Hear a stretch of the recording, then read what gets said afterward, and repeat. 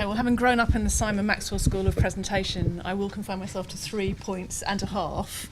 But anyway, okay, so I mean, it's good going last because you can just sort of agree with all of the above. But I guess that the three points I really wanted to make, which I think this report helps with, is about how to create effective demand for good evidence, what effective supply of evidence looks like, the fact that we need to make time really to broker evidence and moderate it, and then finally just a quick word as a donor in terms of the challenge it poses to us, so we don't kind of get into these crushing procurement processes that Simon quite diplomatically, I thought, referred to. In terms of effective demand, I think if we'd had this meeting 10 years ago, there would have been about 3 people in the room who would have been the sort of slight saddos, really, because there wasn't really a dialogue going on within the humanitarian community about whether we needed evidence, and if so, what kind of evidence we needed, because we were all very busy sort of doing the right thing. And I think what's happening is that the general trend towards evidence-based decision-making has kind of filtered hard and fast into the humanitarian sector over the past decade. And as we all struggle, I think, within our respective organisations, think about what this looks like, I think part of what partnerships between information users or knowledge users and knowledge producers needs to think about is how to ensure that decision makers can actually frame demand for evidence in the correct way. It is actually very difficult to specify a good research question in the sense of being clear about why you want a particular question answered, and to understand the ambition, I suppose, in terms of the kind of answer that you can come back with. So I think we need to encourage decision makers to invest time in defining the problem that they need to solve, and to give them permission, if you like, to realise that is quite a difficult thing, and they can work with academics to strengthen that specificity, that specification of the question. So there's something about effective demand and how we need to, as consumers of information, get smarter and more confident about defining what it is that we need to know.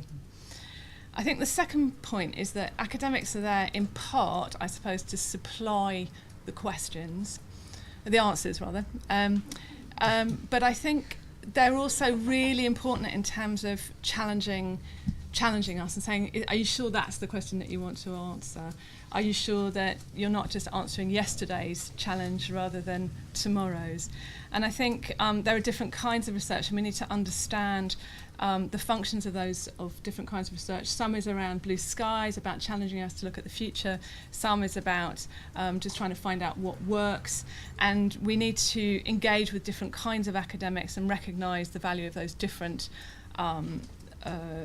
types of intervention, if you like.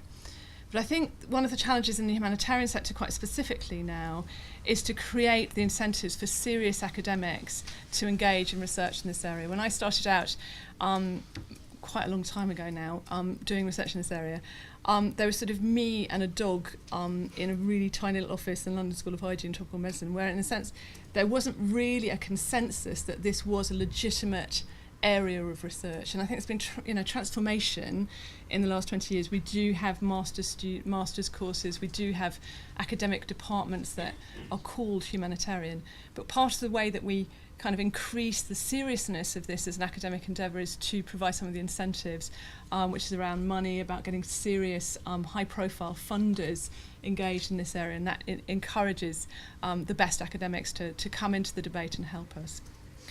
The third thing I want to say was that it's not good enough just to provide high quality evidence. It's really important that we invest also in the capacity to moderate evidence and to bring primary evidence from many different sources together so that we can synthesize it in order to maximize the confidence that we can have in the findings. And I think the initiatives of things like HPN are really important. Say the good practice review on cash was incredibly powerful, I think, in bringing together quite a diverse primary evidence base together, so that people could really say, well, how confident can we be around the totality of evidence in this field? And that's really helped us to move on. The final bit, which was a footnote, and my naughty fourth point, was around the challenge for us as a donor, I think, to design processes that do encourage these kind of collaborations rather than crush them. And I think getting feedback from people about how we can do that best would be really helpful. Very good. That's really interesting. Thank you very much.